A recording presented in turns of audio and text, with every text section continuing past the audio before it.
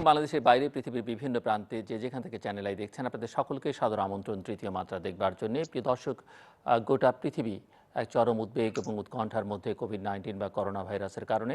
এরই মধ্যে পৃথিবীর নানা দেশে নানা রকমের উত্তেজনা। মার্কিন যুক্তরাষ্ট্রের রাজপথে মানুষ বর্ণবাদী পদক্ষেপের বিরুদ্ধে পুলিশি আক্রমণের একজন জর্জ ফ্লয়েডকে পুলিশি আক্রমণের মধ্যে দিয়ে তাকে হত্যার বিরুদ্ধে মার্কিন যুক্তরাষ্ট্রের মানুষ রাজপথে।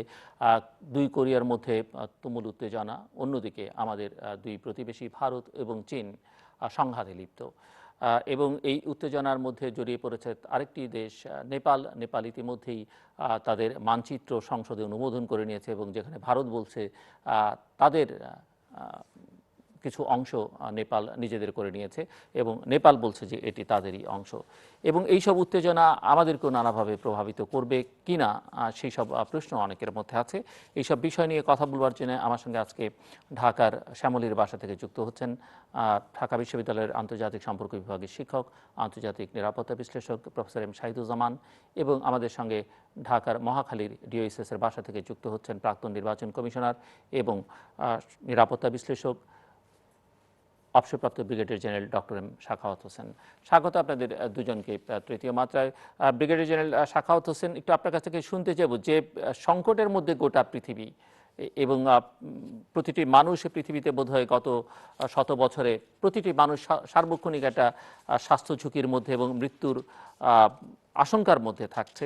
সেই রকম সময় যে কিছু কিছু দেশ নিজেদের মধ্যে সংঘাতে জড়িয়ে পড়ল এবং সেখানে হতাহতের ঘটনা ঘটেছে। আমরা যদি ভারত বা চীনের মধ্যকার কথাই বলি, এবং যেই সংঘাত আমরা সীমান্ত সংঘাত গত 4 দশকে এই দুই দেশের মধ্যে দেখা যায়নি, এর কারণ কি বলে মনে হয়? এবং হুট করে এই ধরনের অগুরুত্বপূর্ণ সীমান্তে এমন একটা পরিস্থিতি তৈরি হলো কেন বলে মনে হয় আপনার কাছে, ডক্টর সাখাওয়াত হোসেন? দেখুন, আমি এই কারণগুলোকে আমি যদি আপনার দুভাগে ভাগ করি, একটি কারণ যদি আমি মনে করি স্ট্র্যাটেজিক কারণ, এবং স্ট্র্যাটেজিক কারণ আমাকে দুটো ভাগ করব। একটা হচ্ছে জিও স্ট্র্যাটেজিক কারণ, আর একটা হচ্ছে লোকাল স্ট্র্যাটেজিক। এবং অভ্যন্তরীণ প্রবলেমে যদি আমি বলি যে দেখুন, ভারত এবং চীন দুটোই কিন্তু এক ধরনের প্রেশার মধ্যে আছে। ভারতের সমস্যা হচ্ছে যে এই করোনা ভাইরাসের কারণে ভারতে যে অবস্থা এখন আছে, এই ইকোনমি, ব্যবসা বাণিজ্য তাই বলুন, এর অবস্থা খুবই খারাপ।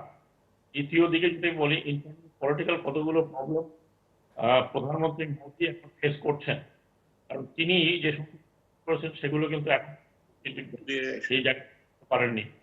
আর এখন যেটা অর্থনীতিবিদরা বলছে যে ভারতের এই করোনা ভাইরাসের কারণে ভারতের যে ইকোনমিক প্রবৃত্তির কথা, যেটা অর্থনৈতিক প্রবৃত্তি, এটা 1.5 থেকে 2% ম্যাক্সিমাম 2.3% যেতে পারে।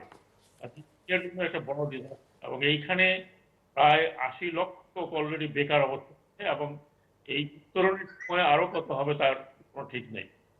অপরদিকে চীনে, যেখানে উহানে শুরু হয়েছিল, চীনেও কিন্তু এক ধরনের অর্থনৈতিক ভিতর দিকে যাচ্ছে। চীনের যে অর্থনৈতিক প্রবলতা যেটা ছিল, সেখান থেকে নিচে নাম এক আমি দেখি এর ভিতরেও এক ধরনের ন্যাশনালিস্টিক সরকার আছে, যেটা ভারতেও উগ্র ন্যাশনাল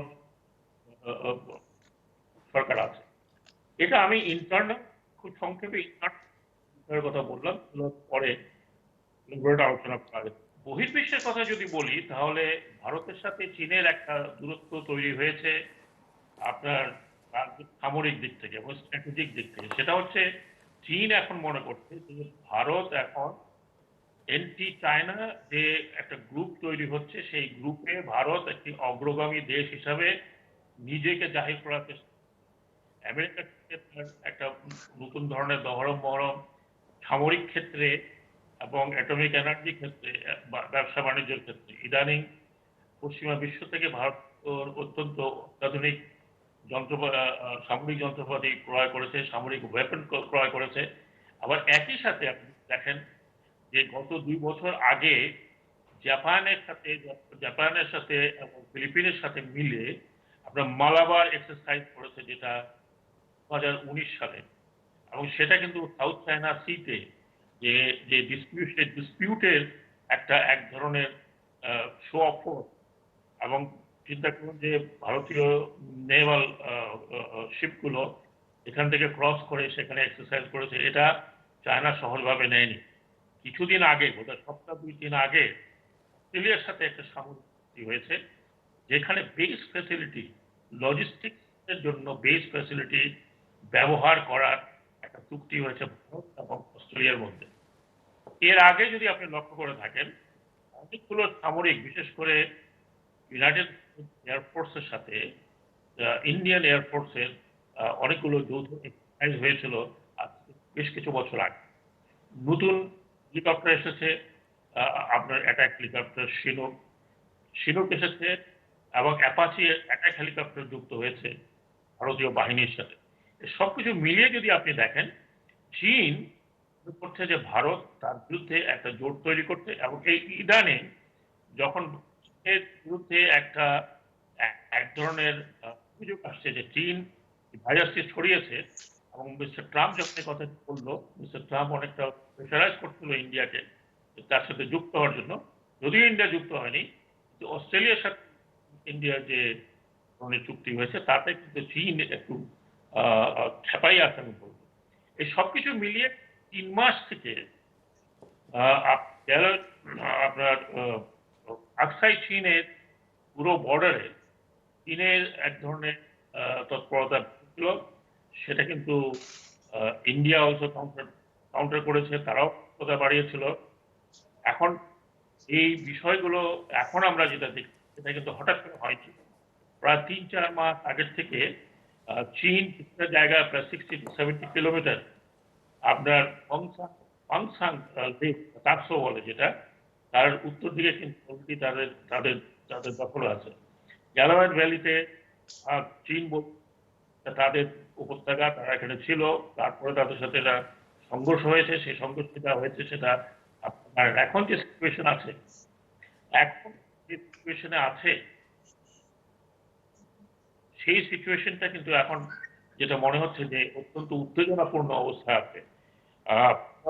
তার এয়ারফোর্সকে সেখানে ডিপ্লয় করেছে, লেতে আরো সমাবেশ করছে। যদিও কাউন্টার অ্যাটাক বা এমন কিছু এখন পর্যন্ত দেখা যায়, কিন্তু একটা উত্তেজনাকর অবস্থাতে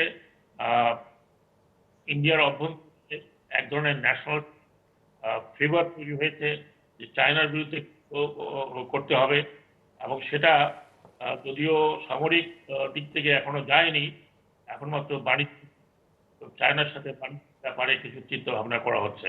তো এই পর্যায়ে আছে আরেক নেপাল একটা সমস্যার সৃষ্টি হচ্ছে ভারতের জন্য।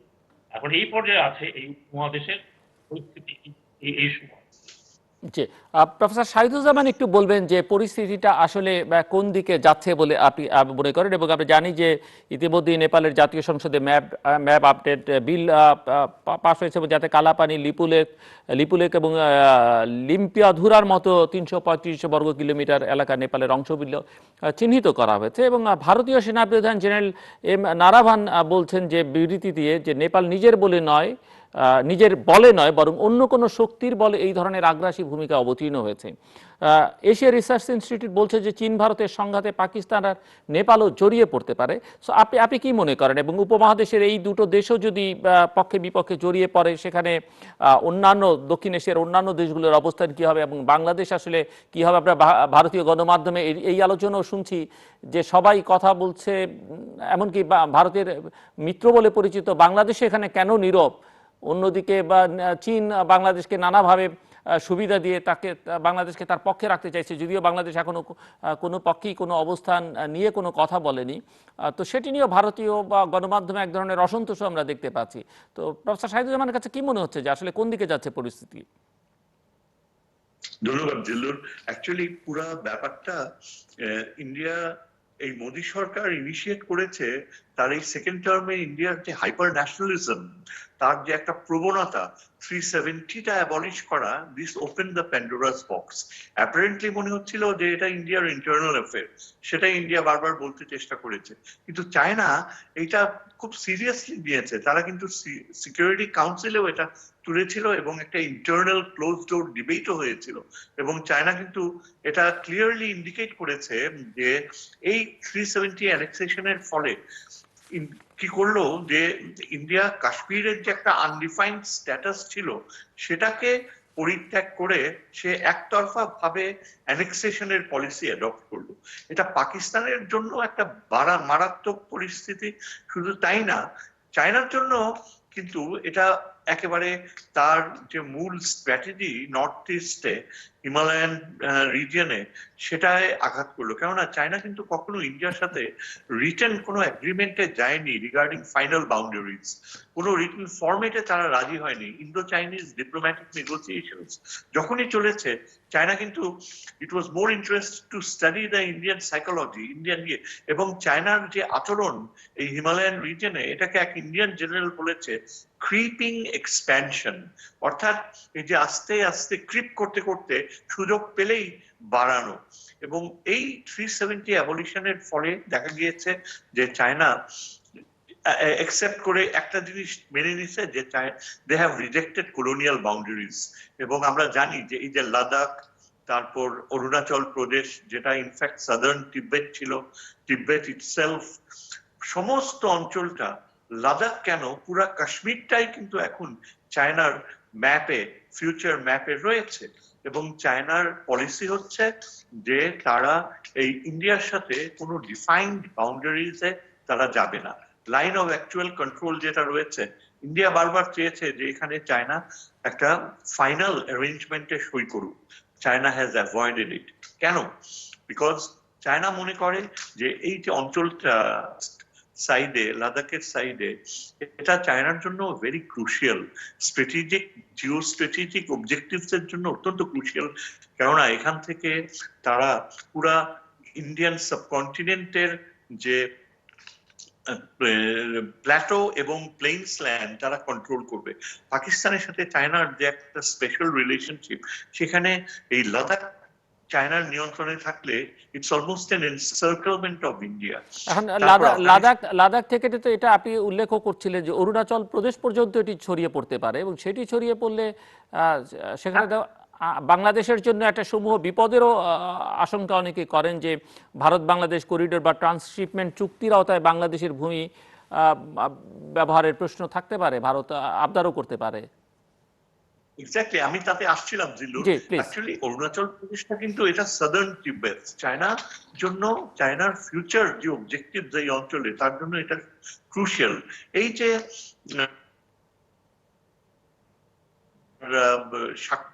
সক্ষতার পর্যায়ে নিয়ে এসছে, এবং দ্য ভেরি ফ্যাক্ট যে নেপাল এখন চাইনিজ তার সেই অঞ্চল যেখানটা ভারত ক্লেম করে নিয়ে নিয়েছে জোর করে, সেখানে নেপাল হেলিপ্যাড তৈরি করেছে, তার সেনাবাহিনী পাঠিয়েছে, এবং ভারতের এক্সটার্নাল মিনিস্ট্রি অত্যন্ত ওয়ারিড যে what is Nepal up to.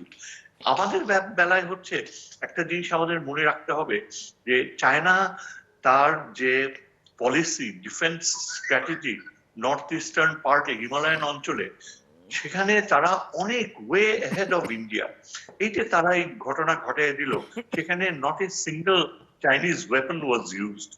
চায়নাকে কোনো আর্মস ইউজ করতে হয়নি, অথচ চায়না তার যে ইন্ডিয়ান সোর্সেস, চন্দন নন্দী নামক একজন ইন্ডিয়ান ভদ্রলোক, সে নিজেই স্বীকার করেছে যে এই অঞ্চল লাদাখের যে সাইজ 59,000 স্কোয়ার কিলোমিটার, তার মধ্যে বর্তমানে চায়না 38,000 স্কোয়ার কিলোমিটার তার দখল। দেখি যেটা নিয়ে কন্ট্রোভার্সি হচ্ছে গত 3 দিন থেকে, এটা পুরোটাই বলতে গেলে চায়না এখন তার নিয়ন্ত্রণে নিয়ে নিয়েছে। এবং চায়না, ইন্ডিয়ার যে এই যে লাইন অফ কন্ট্রোলে যে রাস্তা তৈরি করছে, যেটা কিনা একেবারে কারাকোরাম হাইওয়ে পর্যন্ত যেতে পারে, এই রোড কনস্ট্রাকশনটা চায়না কোনোভাবেই মেনে নেবে এটা আমার মনে হয় না। ইভেন্চুয়ালি তারা চাইবে যে এটা তাদের সম্পূর্ণ নিয়ন্ত্রণে যেন থাকে। ইন্ডিয়ান ক্যাপাবিলিটির দিকে যদি আমরা তাকাই, আপনি ইন্ডিয়ান টেলিভিশনে দেখেন, ইন্ডিয়া কিন্তু বারবার এমন ভাবে রেথরিক্যাল ল্যাঙ্গুয়েজ ব্যবহার করছে যেন অ্যাজ ইফ তারা চাইনিজদেরকে এমন পিটিয়েছে, এমন ভাবে শিক্ষা দিয়েছে, তারা ওই অঞ্চলে তাদের পুরো নিয়ন্ত্রণ রয়েছে। কিন্তু অবাক করার ব্যাপার হচ্ছে যে ইন্ডিয়া সম্পূর্ণ কন্ট্রাডিক্টরি ওয়েতে তাদের প্রচারণাগুলা চালাচ্ছে।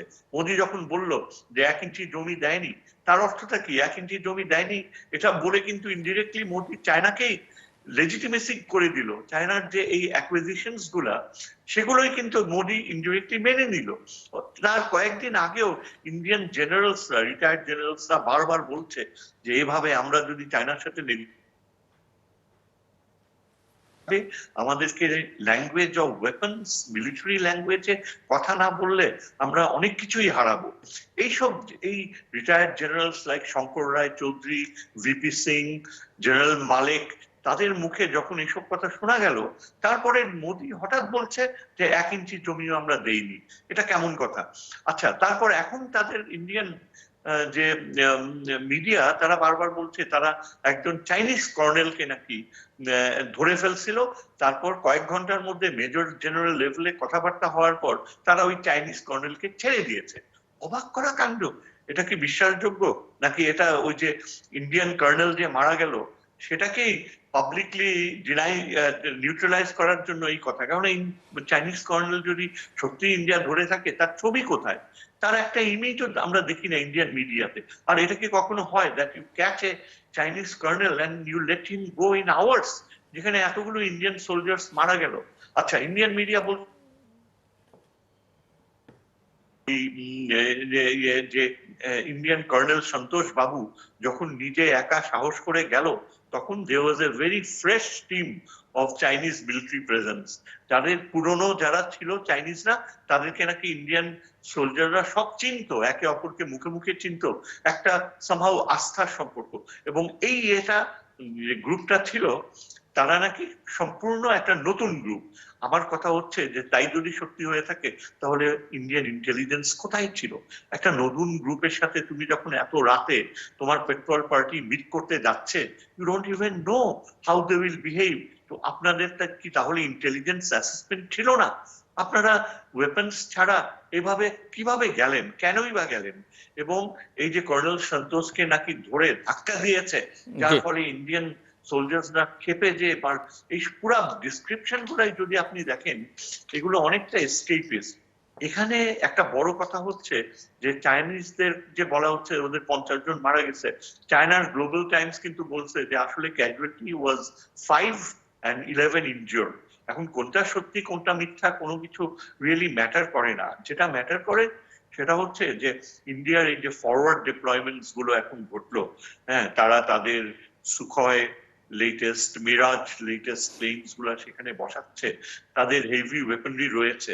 কথা হচ্ছে এই যে ডিসপ্লে, ইন্ডিয়ার ডিসপ্লে, এখন স্ট্র্যাটেজিক অ্যানালিসিসে এটা বলা হচ্ছে যে ইন্ডিয়ান এই মিলিটারি স্ট্র্যাটেজি এবং তাদের জেনারেলসরা, যারা ওয়ার্কিং জেনারেলস, তাদের যে চিন্তাধারা, এটা কিন্তু basically post world war 2 military স্ট্র্যাটেজিরই একটা এক্সটেনশন।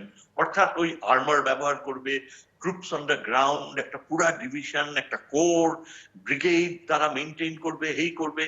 হ্যাঁ, পুরাই it is based on the use of force.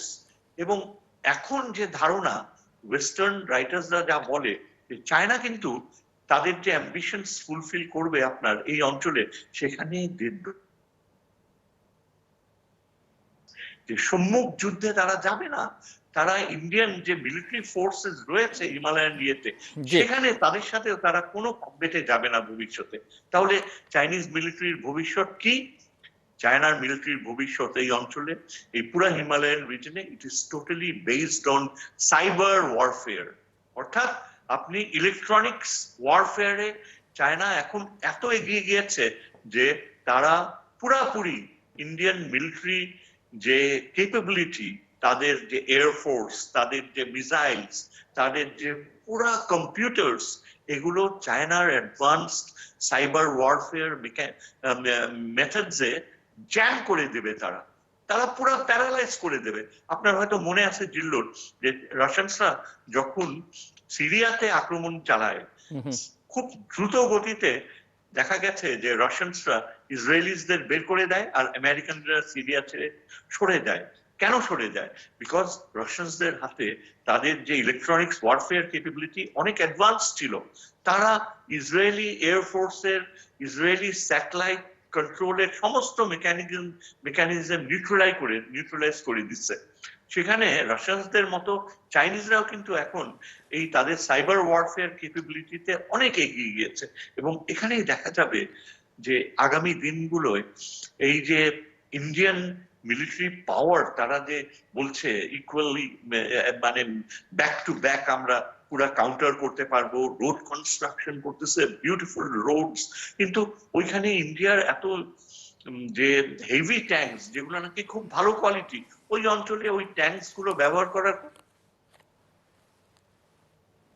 যে কুইক মুভমেন্ট, তারা যেটার কথা বলছে যে যেখানে 3 দিন লাগতো সেখানে 4 দিন তারা করিডোরে চলে যাবে। These are all known to the Chinese military generals. তারা অনেক আগেই এগুলো ক্যালকুলেট করে ইন্ডিয়ানসদের চেয়ে এক জেনারেশন আগে চলে গেছে। ইন্ডিয়ানরা বলে যে 62 জাস্ট একটা লাস্ট পয়েন্ট বলছি যে 62 তুলনায় ইন্ডিয়া ইমপ্রুভ করছে, সে ডাবল করছে তার স্ট্রেংথ, কিন্তু 62 তুলনায় ইন্ডিয়ার চেয়ে চায়না 10 গুণ আরো বেশি তার মিলিটারি ক্যাপাবিলিটি, টেকনোলজি ইমপ্রুভ করছে।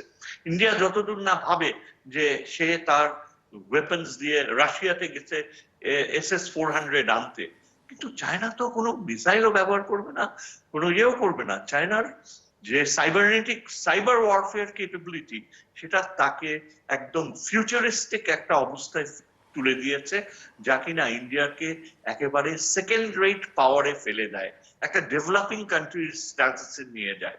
আর whereas চায়নার মিলিটারি স্ট্যাটাস বলতে গেলে ইটস এ সুপার পাওয়ার। জি কোনো সন্দেহ নেই। প্রফেসর শাহিদুজ্জামান, চীন যাই করুক না কেন, ভারত যাই করুক না কেন, বাংলাদেশের সামনে কি আছে সেটি শুনতে আমি পরে আসবো আপনার কাছে, এবং দুপক্ষের সঙ্গেই তাদের এই বৈরিতা এবং তাদের কারো দিকে ঝুঁকে পড়া বা কারোর সঙ্গে সখ্যতা, এবং কেউই যে বাংলাদেশের জন্য খুব একটা কল্যাণকর তেমন কিছু শেষ পর্যন্ত হবে সেটি আবার অনেকে মানতে চান না, মনেও করেন না। জেনারেল সাখাওয়াত হোসেন, একটু বলবেন যে ফরেন পলিসি এক্সপার্টদের অনেকেই মনে করেন যে এই সংঘাতের পেছনে কেবল যে সীমান্ত সংশ্লিষ্ট বিষয় আছে তাই নয়, এর পেছনে প্রত্যক্ষ পরোক্ষভাবে অন্যান্য পক্ষেরও কিছু ইন্ধন থাকতে পারে, জিওপলিটিক্যাল কারণে এবং বিশ্ব রাজনীতির নানা কারণে। আপনার এই বিষয়ে মতামত কি? দেখুন, আমি কিন্তু আমার প্রথম বক্তব্যে কিছুটা বলেছিলাম যে একটা চায়না বিরোধী জোট গড়ে উঠছে, বিশেষ করে ইন্ডিয়ান ওশেন এন্ড প্রশান্ত মহাসাগরীয় অঞ্চলে, যেটা কেন্দ্রবিন্দু হচ্ছে সাউথ চায়না সি, যেটা চায়না তার নিজস্ব বলে দাবি করছে, এবং সেখানে যে কতগুলো দেশ যারা অপোজ করছে তার ভিতরে সাউথ কোরিয়া, তার তার সাথে জাপান, তার সাথে ভিয়েতনাম কিছুটা জড়িত আছে, ফিলিপিন্স। এই রাষ্ট্রগুলো অলরেডি কিন্তু আমেরিকার সাথে, তাইওয়ান, আমেরিকার সাথে এক ধরনের ডিফেন্স চুক্তির ভিতরে আছে, এবং তারা এই জায়গাটাতে খুব তৎপর, এবং অস্ট্রেলিয়াও আছে। এই দাবিটি মানতে, এবং এই জায়গাতেই কিন্তু আপনাকে দেখতে হবে যে আমি বলেছিলাম যে চীন এখন যেটা মনে করছে যে ভারত সেই জায়গাতে যুক্ত হয়েছে, সাউথ চায়না সি সেখানে যুক্ত হয়েছে। এটা একটা এক্সটার্নাল যে জিও স্ট্র্যাটেজিক ইস্যু বড় হয়ে দাঁড়িয়েছে চীনের সামনে। আরেকটি জিনিস যেটা আমি বলতে চাচ্ছি, যেটা শহীদুজ্জামানও বললেন যে 370 ব্যাপার, তারপরে কিন্তু মিস্টার অমিত শাহ পার্লামেন্টে দাঁড়িয়ে বলেছিলেন যে তিনি সমস্ত কিছু নিয়ে নেবেন মানে, তার মানে তিনি আকসাই চীনও নেবেন, এই কথাটা কিন্তু স্পষ্টভাবে তিনি উল্লেখ করেছেন। এবং গত 2 বছরে দৌলত বেগ ওল্ডি বলে যে জায়গা, যেটা আবার 14,000 ফিট অলমোস্ট হাইটে, সেখানে ভারত একটি ব্রিগেড এবং একটি ছোট এয়ারফিল্ড তৈরি করেছে। সেটা ফাইটার এয়ারক্রাফট নয়, সেটা লজিস্টিক এয়ারক্রাফটের জন্য। ইন্টারেস্টিং হলো এটা চীন বর্ডারের খুবই কাছে, এবং কারাকোরাম হাইওয়ে থেকে আপনি অলমোস্ট 90 কিলোমিটার, এবং Karakoram highway is a life line of China, যেটা আপনার তিব্বত থেকে যে রাস্তাটি আপনি সিনজিয়াং এ গিয়েছে, এবং সিনজিয়াং এ গিয়ে কারাকোরাম হাইওয়ে যেটা জয়েন করছে, যেটাকে এখন বলা হচ্ছে BRI এর একটা অন্যতম বৃহৎ উদ্যোগ, যেটা আলটিমেটলি পাকিস্তানের ওয়াদার বন্দরকে যুক্ত করছে। $65 বিলিয়ন প্রজেক্ট এখন কারাকোরাম হাইওয়ে থেকে শুরু করে গোয়াদার প্রজেক্ট করে চলছে। এই জায়গাটাতে চায়না মনে করেছে যে গত 2 বছর থেকে ইন্ডিয়া প্রভোগ করছে চাইনিজদেরকে, যেটা অত্যন্ত বর্ডারের কাছে এই এই রাস্তাটা নিয়ে গিয়ে, এবং চায়না বহুবার প্রতিবাদ করার পরেও, যেটা চাইনিজ বর্ডার, বহুবার প্রতিবাদ করার পরেও ভারত এটাকে কান দেয়নি। এটা তো একটা আপনার প্রভোকেশন এক জায়গায়, কিন্তু যেটা বৈশ্বিক, যেটা বললাম যে জিও স্ট্র্যাটেজিক লার্জার স্কেল, সেটা কিন্তু চায়না এখন ধরেই নিয়েছে যে ভারত একটি এন্টি চাইনিজ আপনার জোটের মধ্যে অন্যতম শক্তিশালী দেশ হিসাবে তাকে নিজেকে জাহির করছে। এই জায়গাটাতে যেটা সমস্যা হচ্ছে, তাই যদি হয়, এবং যেভাবে সেভার র্যাটলিং ভারতীয় তরফ থেকে হচ্ছে, আমরা চাইনিজদের দেখিনি তারা কোনো সেভার র্যাটলিং করছে বলে মনে হয় না। তারা তাদের যে প্রিপারেশন, তাদের প্রিপারেশন ডিফারেন্ট অল টুগেদার। তারা যে সমস্ত ইকুইপমেন্ট এখন এইসব পার্বত্য অঞ্চলের জন্য, বিশেষ করে হাইটে যে সমস্ত ট্যাঙ্ক, গাড়ি, গানস, মিসাইলস, হেলিকপ্টার, এগুলো কিন্তু স্পেশালি তারা তৈরি করেছে, এবং they are in the forward base. Forward base কোথায়? তিব্বতের বেসগুলোতে। বিষয়টা হলো কি, যে ভারতে এক ধরনের ন্যাশনাল ফিলিং উঠেছে যে 1962 সালে যে জায়গায় ভারত ছিল, এখন সেই জায়গায় ভারত ট্রু, সত্যি। আজকে তারা এই সময় মনে করে যে, বিশেষ করে জেনারেল ঘা এবং হকিস যারা আছে, যে এই সময় চায়নাকে যদি চাপ দিতে হয়, তাহলে এই জায়গাতে চাপ দিতে হবে। ইন্টারেস্টিং হলো, আপনি লক্ষ্য করবেন যে ইউনাইটেড স্টেটস অফ আমেরিকা প্রথম দিকে বলেছিল, আমরা তোমাদের সাথে, চায়না যদি কিছু করে আমরা ভারতের সাথে আছি, কিন্তু এই মুহূর্তে ভারতকে সেভাবে কিন্তু তিনি সাপোর্ট করে না, including United states of America, যা পারছে না এখন, কারণ মিস্টার ট্রাম্প খুব বিপদে আছে আমেরিকাতে, এবং এবং সেই বিপদে সামনে নির্বাচন, সামনে নির্বাচন, এবং ওনার নিজের হুম না, সেটাই বলতে যাচ্ছিলাম, সামনে ইলেকশন, সমগ্র আমেরিকা ব্যাপী একটা মুভমেন্ট হচ্ছে, সেটা কোণঠাসা হয়ে পড়েছে মিস্টার ট্রাম্প। তার উপরে মিস্টার বোল্টন আরেকটি তার বই, ট্রাম্প চায়নাকে সাহায্য তার ইলেকশনে। কাজে এই সবকিছু মিলিয়ে কিন্তু আমেরিকা বা আমেরিকার এই প্রশাসন এমন অবস্থায় নেই তারা চায়নার বিরুদ্ধে ইন্ডিয়াকে সরাসরি সাপোর্ট করবে। তো বিষয়টা হচ্ছে এই, যদি আরেকটি বিষয় আমি বলে রাখি, চায়নার সাথে যদি যেটা যেটা যেটা রাশিদুজ্জামান বললেন, cyber warfare actually true. Chinese cyber war, China হয়তো ল্যান্ড ট্রুপ ততক্ষণ নামাবে না যতক্ষণ মতো ইন্ডিয়া কোনো জায়গায়, হয় লাদাখ বা অন্য কোনো অঞ্চলে, যদি সেই জায়গায় এক্সপ্রেশন না করে। চায়না ইজ কোয়াইট কেপেবল, এবং একটা সুপার পাওয়ার হিসেবে তারা কোয়াইট কেপেবল যে কোনো কমান্ড সিস্টেমকে একেবারে নিউট্রালাইজ করে দেওয়া, যেটা সাইবার ওয়ারফেয়ার বলা হয়। সেই জায়গায় কিন্তু চায়না অত্যন্ত সুপিরিয়র। শুধু ইন্ডিয়া নয়, যে কোনো জায়গাতে চায়না এই অ্যাটাকটা, সাইবার অ্যাটাকে করতে পারে, যেটা কিছু কিছু নমুনা এখন দেখা যায়। তো এখন এই যে আপনার যে ফোর্সেস রেশো আমরা কথা বলছি, আমরা বলছি মিরাজ, আমরা বলছি অ্যাটাক হেলিকপ্টার, নানান ধরনের, এইগুলো second world war or Vietnam war পর্যন্ত একটা ট্যাকটিক্যাল ইকুইপমেন্ট ছিল। এখন কিন্তু স্ট্র্যাটেজিক ইকুইপমেন্টে যদি আপনি চলে আসেন, তাহলে সাইবার ওয়ারফেয়ার ইজ ওয়ান, যেখানে আপনার কমান্ড অ্যান্ড কন্ট্রোল সিস্টেমকে আপনি টোটালি নিউট্রালাইজ করে দিতে পারেন। কমান্ড কন্ট্রোল সিস্টেম নিউট্রালাইজ করেন, তাহলে আপনি কোনো ওয়েপন ইজ নট ইফেক্টিভ। আমি এই জায়গাতে আরেকটা কথা বলে রাখি, ধরে নিলাম যে আমরা একটা দ্বিতীয় বিশ্বযুদ্ধ টাইপের, অথবা ভিয়েতনাম যুদ্ধ ট্যাকটিক্যাল একটা ব্যাটল আমরা হয়তো দেখবো, যদি হয় আপনার আকসাই অঞ্চলে।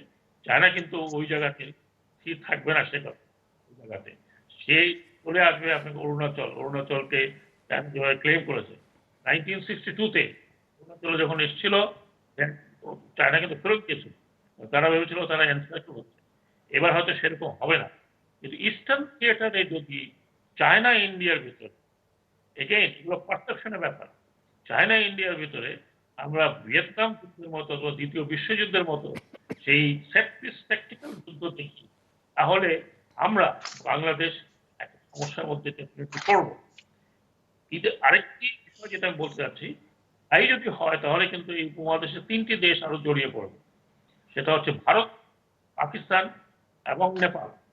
3টি দেশ জড়িয়ে পারে বর্ডার ক্লাসে। সেই জায়গাতেও পুরো সাউথ এশিয়া যদি বা উপমহাদেশ যদি এই ধরনের বর্ডার ক্ল্যাশের মধ্যে থাকে, আমি আবার বলছি যে tactical warfare, I am not cyber স্ট্র্যাটেজির কথা এটা হচ্ছে না। তাই যদি হয় তাহলে বাংলাদেশও আমরা খুব একটা স্বস্তির জায়গায় থাকবো না। আমাদেরকে তখন ভাবতে হবে হোয়াট টু ডু। কারণ যে কথাগুলো এখন উঠেছে যে সেই অবস্থায় যদি eastern India, north eastern India, অরুণাচলে যদি কোনো কিছু হয় তাহলে তার লজিস্টিক লাইনটা কি হবে? 1962-তে লজিস্টিক লাইন পাকিস্তান দেয়নি।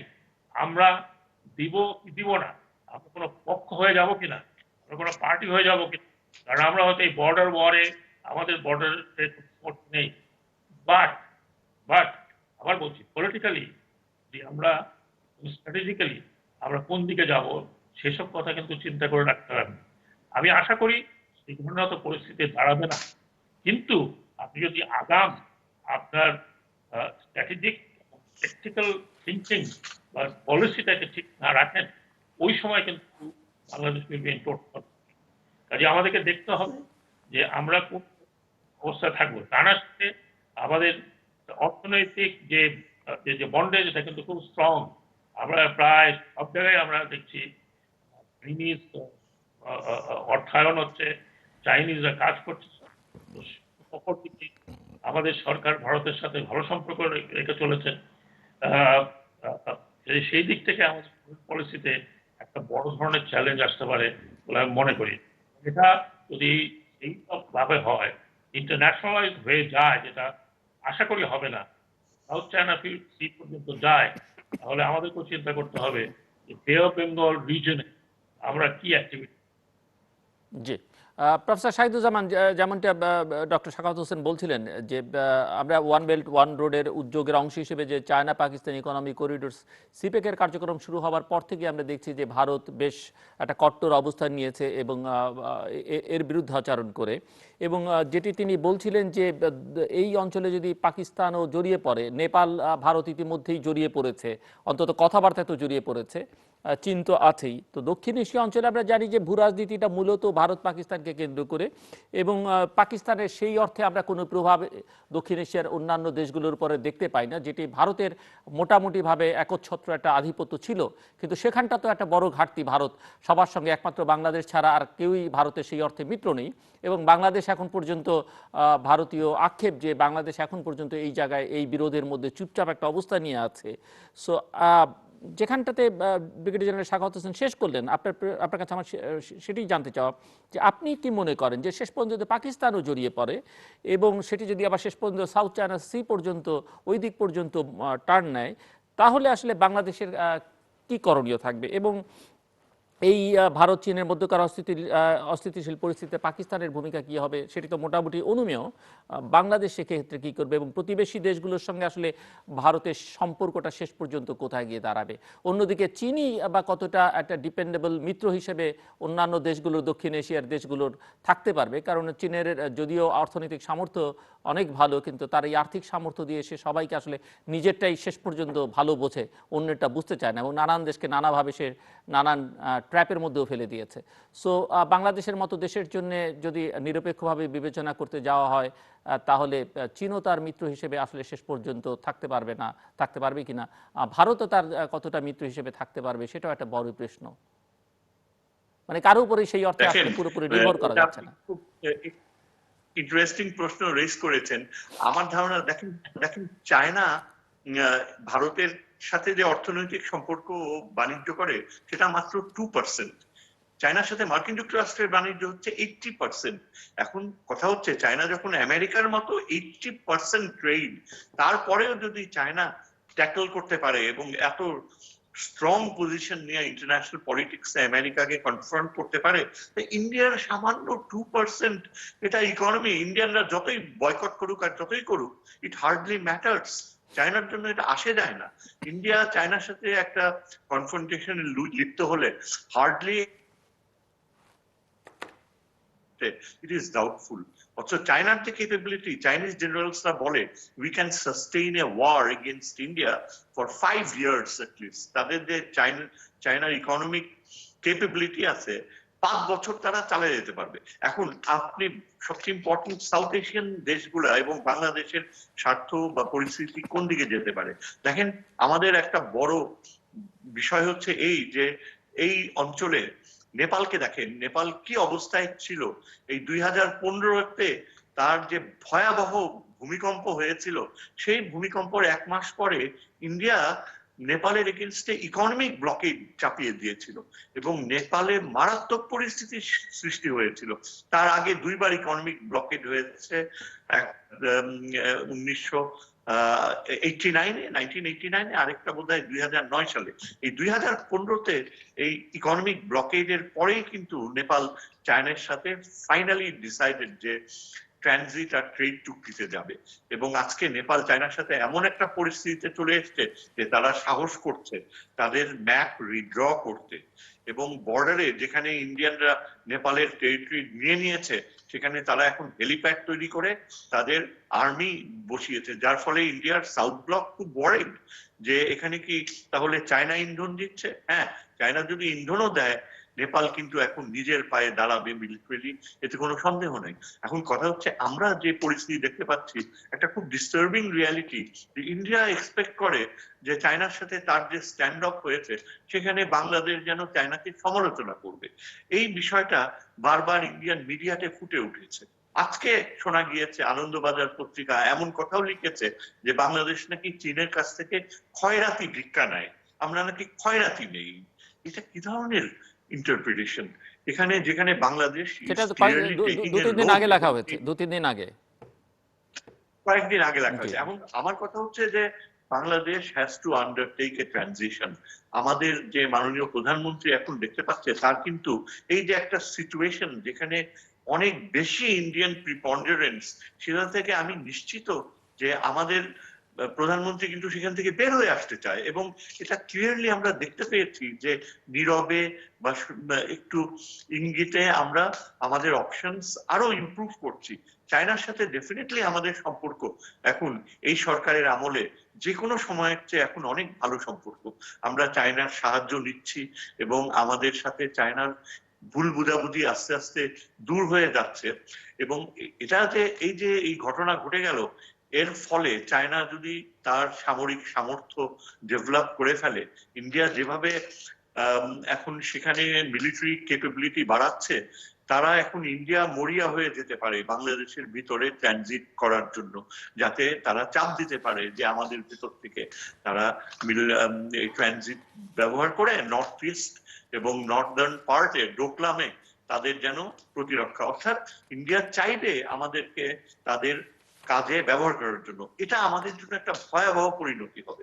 এবং আমাদের কি প্রয়োজন, আমি মনে করি যে আমাদের এখন একটা transition from Indian preponderance to a greater affinity towards China, যার সাথে কিনা বলতে গেলে আমাদের প্রচুর defence cooperation, 80 to 90% of our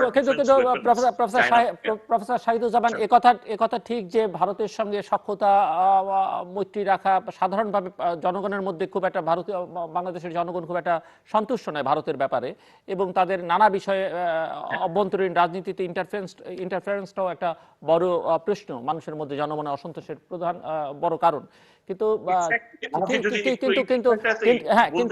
কিন্তু প্রফেসর শাহিদুজ্জামান, আপনি যেভাবে চীনের কথা বলছেন বা চীনের সঙ্গে সম্পর্ক আরো ঘনিষ্ঠত করার ব্যাপারে, চীনের উপরে নির্ভরশীলতা বাড়ানো, সেটা যদি করা হয়, ব্রিগেডিয়ার জেনারেল শাখাওয়াত হোসেন যেভাবে একটা মেরুকরণ তিনি চিত্রায়িত করছিলেন, এবং এই মেরুকরণ কিন্তু আরো বড়। আপনি যদি পুরো পশ্চিমা বিশ্ব এন্টি চায়না, আমরা যদি দেখি অস্ট্রেলিয়া তারাও এন্টি চায়না, এই অঞ্চলে জাপান, কোরিয়া সবাই একটা এন্টি চায়না অবস্থা নিয়ে আছে। তো সেখানে আপনি আবার চায়নার সঙ্গে বেশি সখ্যতা করলে তো গোটা বিশ্বের অন্যান্য অঞ্চল থেকে আপনি আবার অনেকখানি দূরে সরে যাবেন, এবং আপনার বাজার বলি, অর্থনৈতিক সম্পর্ক বলি, সেগুলো আবার ইউরোপ আমেরিকার সঙ্গে অনেক বেশি।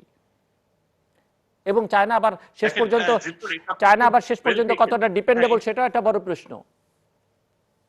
এক্স্যাক্টলি, আপনি এই পয়েন্টটা খুব ভালো, এই ব্যাপারটা সেনসিটিভ ইস্যু। আমি এটা নিয়ে একটু আপনাকে বলতে চাই যে দেখেন, এখন কিন্তু এই যে গ্লোবাল পলিটিক্সে there is no long term military alliance, এখন অ্যাডহক বেসিস ইস্যু ভিত্তিক সম্পর্কগুলোই বেশি প্রাধান্য পাচ্ছে। যেমন ধরেন চায়না এবং মধ্যপ্রাচ্যটাকে মাথায় রাখতে হবে। হ্যাঁ, উইগার্সদের নিয়ে চায়না যা ট্রিট করছে তার ফলে এটা কখনো এমন হয়নি যে পাকিস্তানের সাথে চায়নার বন্ধুত্ব কমে যাবে, কিংবা আমাদের রোহিঙ্গা নিয়ে যে প্রবলেম হচ্ছে তার অর্থ এই না যে, যেটা আমি সবসময় বলে এসেছি যে মার্কিনী সহযোগিতা কাম্য, কিন্তু চায়না এখন এই ভূরাজনৈতিক বাস্তবতায় বর্তমানে চায়নার সাথে বিভিন্ন দেশের অনেক অংশেই কিন্তু কার্যকর সম্পর্ক। সৌদি আরবের সাথে চায়নার ভালো সম্পর্ক, টার্কি এখন চীনের সাথে খুবই কার্যকর সম্পর্ক গড়ে তুলেছে। রাশিয়ার সাথে চায়নার যেখানে দীর্ঘ বর্ডার প্রবলেম ছিল, সেখানে রাশিয়া আর China they are very close. 70 হওয়ার পরে এবং ইন্ডিয়ার এই যে উগ্র জাতীয়তাবাদ, সেখানে তারা যে ডেমোগ্রাফিক ট্রানজিশন করতে যাচ্ছিল, এই ডেমোগ্রাফিক ট্রানজিশনের পলিসি যদি সত্যিই তারা বাস্তবায়িত করত, তাহলে চিন্তা করেন রোহিঙ্গাদেরকে তারা জোর করে ইন্ডিয়া থেকে ঠেলে দিয়েছে বাংলাদেশে। তারা আসামের মুসলমান পপুলেশন, ওয়েস্ট বেঙ্গলের মুসলমান পপুলেশনকে বাংলাদেশে ঠেলার একটা বড় রকমের প্রোগ্রাম দাঁড় করিয়েছিল, যেটা সম্ভব হয়ে উঠেনি প্রকৃতিক কারণে। প্রথমত এই যে এই জার্ম কোভিড প্রবলেম, তারপর ইন্ডিয়া নিজেই জড়িয়ে পড়েছে অনেক জটিল ইন্টারনাল ডিসইউনিটিতে, যার ফলে এই মুসলিমসরা ইন্ডিয়াতে প্রচন্ড প্রতিবাদ করেছে। ওয়েস্ট বেঙ্গলে মমতা ব্যানার্জি যে কোনো পরিস্থিতিতে রুখে দাঁড়িয়েছে, কংগ্রেস মাথাচাড়া দিয়ে, অর্থাৎ পুরো ঘটনাগুলো এমন ভাবে ঘটছে যে বাংলাদেশ রেহাই পেয়েছে। কিন্তু একটা জিনিস আমাদের শিখতে হবে যে ইন্ডিয়ার বাস্কেটে সমস্ত এগস রাখার পরিণতি হচ্ছে যে ইন্ডিয়া কিন্তু পুরাপুরি আমাদের তার ধারণাগুলো চাপিয়ে দেবে। এখন আমরা ভবিষ্যতেও আমাদের যদি নিরাপত্তার কথা চিন্তা করতে হয়, এই যে ডেমোগ্রাফিক স্পিল ওভারের ভয় এবং ইন্ডিয়া তার ট্রানজিট চাপিয়ে দেওয়ার মতো প্রবণতা, এটা থেকে বের হয়ে আসতে হলে আমাদেরকে অবশ্যই চীনের সাথে এই যে ডেভেলপমেন্ট ওয়ার্ক, এটার প্রয়োজনে আমার মনে হয় যে গভর্নমেন্ট ডেফিনেটলি চাইবে যে উই ডেভেলপ এফেক্টিভ টাইম। এখন এই ট্রানজিশনটা কিন্তু it can be very painful. কেন? বিকজ আমাদের ইন্টারনাল বডি পলিটিকে ইন্ডিয়ান কালচারাল পেনিট্রেশন এবং ইন্ডিয়ান সিকিউরিটি লিঙ্কেজ এবং ইন্ডিয়ান ইম্পোজিশন এত মাত্রায় চলে গেছে যে সেখানে যদি কোনো কিছু করতে হয় তাহলে কি অপশনস দেখেন। আমাদের একটা জিনিস মনে রাখতে হবে যে পাকিস্তান আর চায়না কিন্তু সাবকন্টিনেন্টে তারা এখন প্রচন্ড ভাবে ইম্পর্টেন্স গেইন করেছে। পাকিস্তানের সাথে আমাদের স্বাভাবিক একটা অত্যন্ত ক্লোজ রিলেশনশিপের পদক্ষেপ নেওয়া, আমার মনে হয় প্রধানমন্ত্রী সেই দিকটা চিন্তা করতে পারেন। কেননা পাকিস্তানের যে প্রধানমন্ত্রী, তিনি কিন্তু বাংলাদেশের প্রধানমন্ত্রীর প্রতি অত্যন্ত প্রশংসা সূচক আচরণ। আমাদেরকে একটা জিনিস মনে রাখতে হবে, পাকিস্তানের যে ISI intelligence, that's the best intelligence in the world. India's commando bahini 10th. Pakistani intelligence is highly appreciated by the United States, Middle East and other countries. আপনি যদি এখানে আমাদের দেশে ট্রানজিশনটা আনতে চান towards more understanding and security, তাহলে অবশ্যই আমাদেরকে এখানে ইন্টেলিজেন্স, চায়না এবং পাকিস্তানের ইন্টেলিজেন্সকে স্থান দিতে হবে, এবং তখনই আপনি সম্ভব হবে যে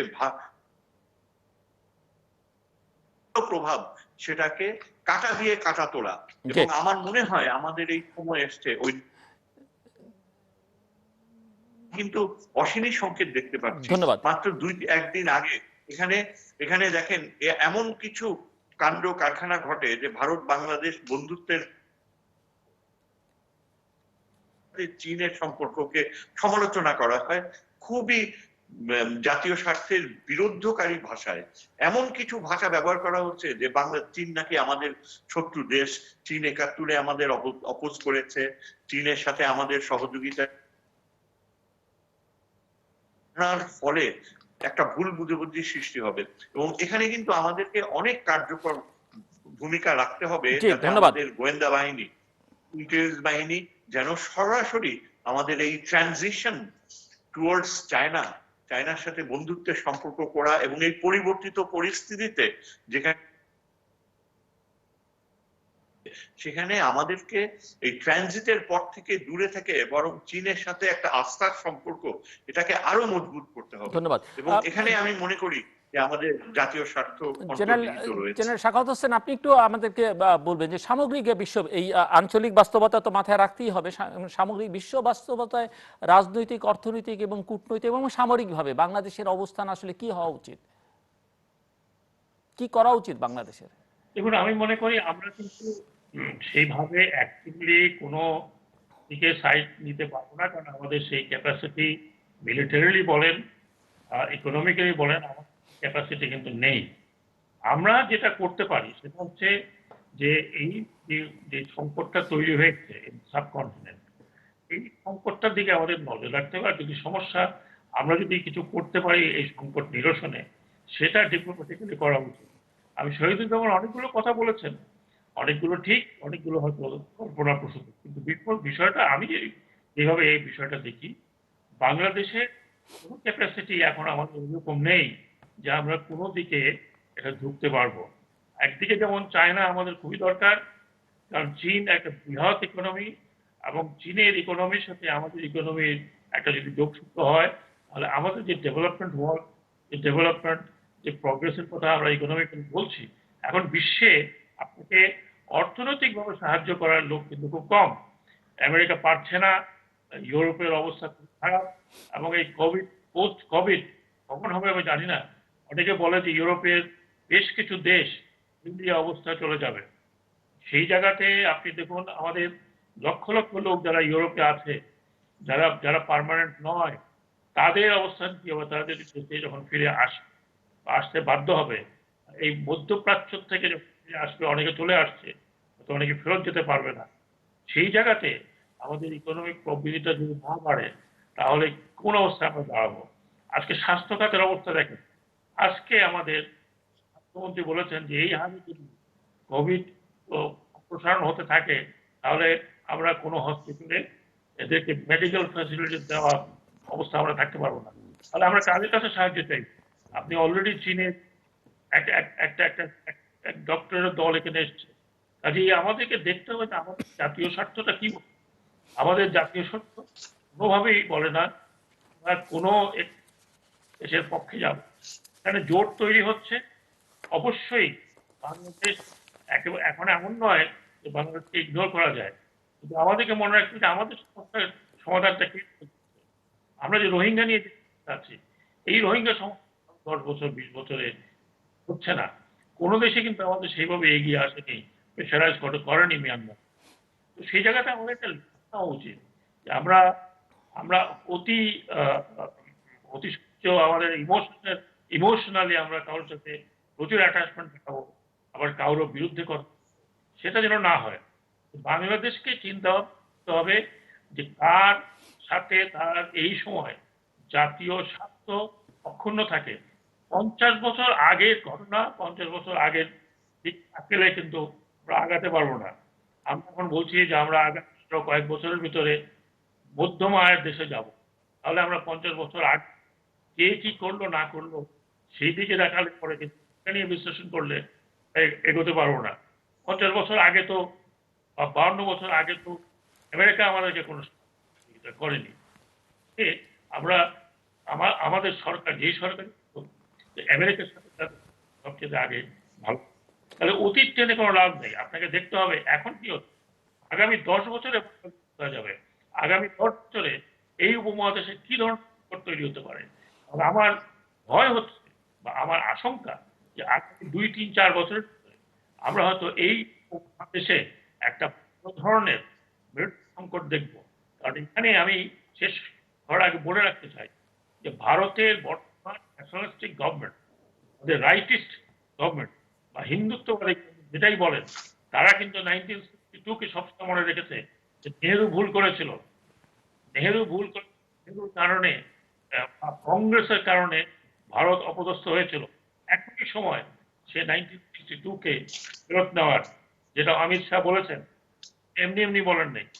এখানে আপনি ভারতীয় জেনারেলদের সার্ভিং হোক বা রিটায়ার্ড হোক, তাদের কথা যদি, তারা কিন্তু একবার, বাট ওনারা ভুলে যে 21st century ওয়ারফেয়ার, এটা শুধু ল্যান্ডের ওয়ারফেয়ার, এয়ারের ওয়ারফেয়ার নয়, সাইবার ওয়ারফেয়ার হবে। এবং সেখানে একটি কারণ হচ্ছে তিনটি প্রতিবেশী দেশ নিউক্লিয়ার পাওয়ার, সেখানে স্ট্র্যাটেজিক ট্যাকটিক্যাল নিউক্লিয়ার কেউ ব্যবহার করে, এটাও কিন্তু একটা মারাত্মক। কাজে আমরা আশা করি যে এই ধরনের সংজ্ঞা একমাত্র ডিপ্লোম্যাটিক ওয়েতে কথাবার্তার মাধ্যমে, এবং কথাবার্তা যে কালকে শেষ হয়ে যাবে তেমন নয়, লং প্রলং কথাবার্তার মাধ্যমে ভারত চীন, ভারত পাকিস্তান এই উত্তেজনাকে যদি প্রশমন না করা হয়, ছোট দেশ যেমন নেপাল একটা স্ট্যান্ড নিয়েছে, একটা ন্যাশনাল স্ট্যান্ড নিয়েছে, বাংলাদেশে আমরা যত কথাই বলি যে একেবারে আমরা বাইরে থাকবো, তেমন থাকতে পারবো না। আমরা জি টানেলের টানে টাকা আমাদের মনে রাখতে হবে। আজ থেকে 6 মাস আগে যখন এই কথা বলা হচ্ছিল, তখন অনেকে বলতো না না না কিছুই না এরকম। তো আজকে কিন্তু এটা রিয়ালিটি, শেষ করতে হবে আমাকে। জি একটা বড় ধরনের সংকট তৈরি হয়ে যেতে পারে। জি প্রফেসর শাহিদুজ্জামান 30 সেকেন্ড আর কিছু যোগ করবেন, আমি শেষ করব। আমি জাস্ট একটু একটা পয়েন্ট মিন করতে চাই। প্রথমত, প্রেসিডেন্ট ট্রাম্প এখন ইলেকশন জড়াবে না, কোন রকম সহযোগিতাও করবে না। এই যে ওকলাহোমাতে তিনি গতকাল তুলসাতে যে বক্তৃতা দিলেন, সেখানে বলেই দিলেন। কাজে আমরা হয়তো এই যে আমেরিকার সহযোগিতা পাবো, আমাদেরকে চায়নার দিকেই তাকাতে হবে। এই যে প্রয়োজনের সময়টা, চায়না যখন তার সিকিউরিটি কোশ্চেনে সাউথ এশিয়ার দিকে তাকাচ্ছে, নেপাল, অবশ্যই আমাদেরকে এখন চায়নার দিকে হাত বাড়ালে রোহিঙ্গা প্রবলেম সলভ হবে। এবং আরেকটা হচ্ছে, সেকেন্ড পয়েন্টটা হচ্ছে যে আর্টিকেল 370 যেটা ইন্ডিয়া চাপিয়ে দিয়েছে, এটা একটা মারাত্মক বাস্তবতা। এটা নিয়ে আমাদের রোহিঙ্গা সমস্যা সমাধানে চায়না কিছু করেনি, চায়না বা ভারত কেউই তেমন কোনো উদ্যোগ সেই অর্থে নেয়নি রোহিঙ্গা সংকট সমাধানে। কিন্তু এখন যে নতুন বাস্তবতা সৃষ্টি হয়েছে চায়না কিন্তু চাইবে শেষ করতে হবে এখানে বাংলাদেশ আর মায়ানমারের মধ্যে একটা স্বাভাবিক সম্পর্ক আনতে হলে এটা চায়নারই স্বার্থে। নতুন করে চায়না এখন চিন্তা ভাবনা করবে, এটাই আমরা আশা করি। অনেক ধন্যবাদ প্রফেসর এম শাহিদুজ্জামান এবং ব্রিগেডিয়ার জেনারেল এটা কিন্তু বাংলাদেশ সাখাওয়াত হোসেন। প্রিন্সিপাল আমাদের দর্শক, করা চীন এবং ভারতের মধ্যকার যে সংঘাত, সেই সংঘাত কোভিড-19 মধ্যে, এই সংকটের মধ্যে আরেকটা বড় সংকট তৈরি করেছে। যদিও এই সংঘাতের মধ্যে বাংলাদেশ কোনোভাবেই নেই, তারপরেও বাংলাদেশের জন্য নানা উদ্বেগের যথেষ্ট কারণ রয়েছে।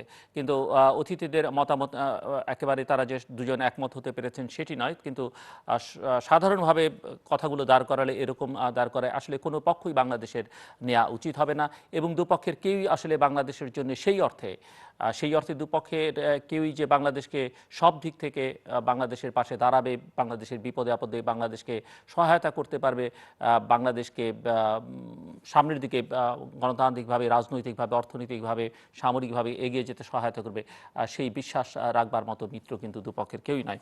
বরং বাংলাদেশের দৃষ্টিটাকে আরও বেশি প্রসারিত করা দরকার, এবং সেই জায়গায় নিজের অভ্যন্তরীণ শক্তিটা অনেক বেশি বাড়ানো দরকার। রাজনৈতিক শক্তি, অর্থনৈতিক শক্তি, সামাজিক শক্তি, সামরিক শক্তি এবং কূটনৈতিক শক্তি, সব দিকেই বাংলাদেশকে নিজেকে আরও উন্নততর স্তরে নিয়ে যেতে হবে, এবং এই দুপক্ষের বিরোধকে পর্যবেক্ষণ করতে হবে। এবং সেখানটাতে বাংলাদেশ, আমার একজন অতিথি বলছিলেন যে বাংলাদেশ বরং মধ্যস্থতার ভূমিকায় সহায়তা করতে পারে, কিন্তু কোনোভাবেই কারো পক্ষে জড়িয়ে যাওয়া উচিত হবে না, বরং দৃষ্টিটাকে প্রসারিত করে আরও অন্যান্য মিত্রের অনুসন্ধান করতে হবে, সেটা অর্থনৈতিকভাবে এগোবার জন্য, সামরিকভাবে এগোবার জন্য এবং রাজনৈতিকভাবে এগিয়ে যাওয়ার জন্য। দর্শক, আমাদের সঙ্গে থাকবার জন্য অসংখ্য ধন্যবাদ। আপনাদের সবার জন্য শুভকামনা। নিরাপদে থাকুন এবং ঘরে থাকুন।